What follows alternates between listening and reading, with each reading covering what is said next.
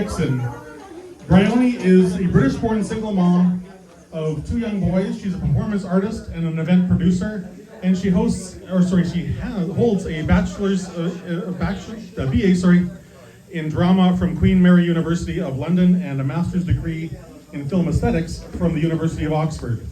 In 2023, she was the director of the. Let me say that again. In 2023, she was cancelled from her role as the artistic managing producer of the Nanaimo Fringe Festival for her personal stance on gender, saying that a man is a man and a woman is a woman and a boy is a boy and a girl is a girl. For that heinous sin, they got rid of her. But undeterred, and this is the thing I really love about her, undeterred, she remains committed to championing free expression, particularly addressing taboo subjects that have an impact on the foundation of our social fabric through her work with Civilizational Works, a US-based think tank. So please give it up for Bryony. To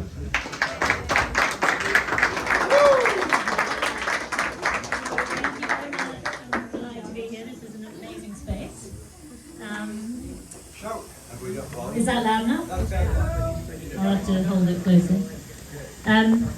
For those who are unfamiliar with my story, I was the artistic managing producer of the Nanaimo Fringe Festival, a theatre festival founded on the principles of free expression, before I was ousted by trans rights activists for sharing a Guardian newspaper article on my Facebook page, which showed the story about the double convicted rapist getting housed in a women's prison in Scotland. But rather than apologise, I did some public panel talks with Megan Murphy, the brilliant feminist. I wrote an article in Quillette exposing fringe theatre's descent into ideological gatekeeping, and I kept digging into the issue and the censorship around it.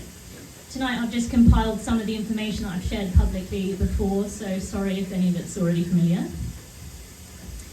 At the 70th anniversary of the Nuremberg Code, Holocaust survivor Vera Sharav spoke of the gradual perversion of medicine by Nazi eugenicists, who first controlled reproduction through forced sterilization. Sorry, this is a bit of a downer compared to the fun.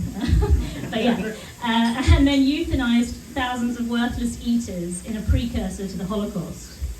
They utilized modern technology, low-cost industrial methods, an efficient transportation system, and a highly trained bureaucracy that coordinated the industrial genocidal process.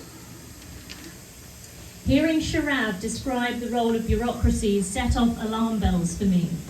As well as being an arts administrator, I've also worked at a Canadian university, and between these two sectors, I've sat through my fair share of re-education workshops.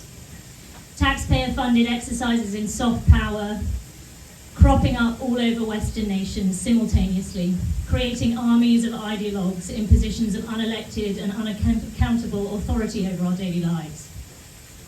The same people that are now turning a blind eye to the girls being violently attacked by trans-identified males at school.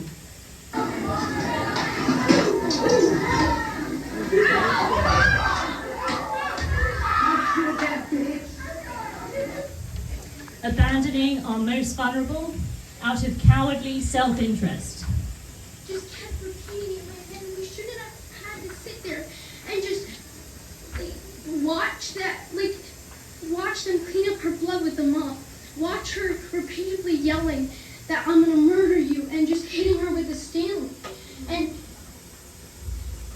I don't get how, you couldn't have stopped it. It was 5 hours from when I told you it was gonna happen and when it happened. It was 5 full hours. Educators, like artists, are instrumental in determining the rapidly shifting direction of Western culture. Canadian universities now centre, I'm going to use that phrase, change-making over truth or knowledge-seeking.